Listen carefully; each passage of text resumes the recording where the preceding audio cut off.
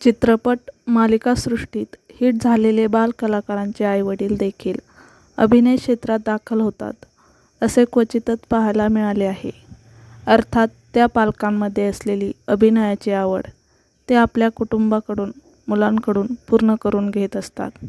पण यातूनच त्यांनाही कुठेतरी अभिनय क्षेत्राची वाट गवसते. तुझ्यात जीव रंगला मालिकेतील राणा आणि अंजलीबाई ची मुलगी लक्ष्मी तुम्हाला नक्कीच आठवत असेल. वाग्मी शेवडे या बालकलाकाराने ही भूमिका साकारली होती. पण वाग्मी हिट झाल्यानंतर तिच्या आईला देखील मालिका क्षेत्रात झळकण्याची संधी मिळाली. झी मराठीच्याच काही मालिकेत तिची आई छोट्या मोठ्या भूमिकेत दिसली होती. नाटकातून काम केल्यामुळेच वाग्मीची आई अभिनय क्षेत्रात आली होती.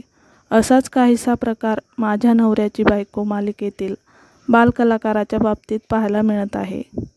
झी मराठीची मालिका माझ्या नवऱ्याची बायको ही गाजलेली मालिका या मालिकेकडे 2016 ते 2021 या एवढ्या वर्षात मालिकेने प्रेक्षकांच्या मनावर अधिराज्य गाजवले.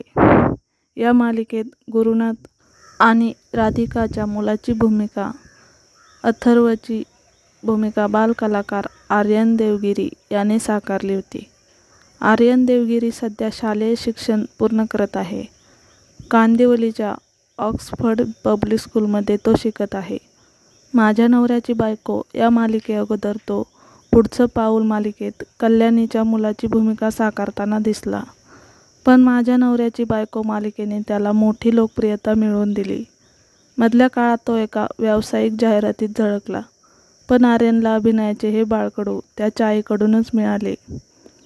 आर्यन देवगिरीची आई सुनीता देवगिरी या देखील अभिनेत्री आहेत. आर्यनला मिळालेल्या प्रसिद्धीचा त्यांनाही मोठा फायदा झाला आहे. कारण जय जय स्वामी समर्थ या कलर्स मराठीच्या मालिकेत त्यांना पहिल्यांदा अभिनयाची संधी मिळाली आहे. गयाबाई हे पात्र त्या या मालिकेतून साकारताना दिसल्या.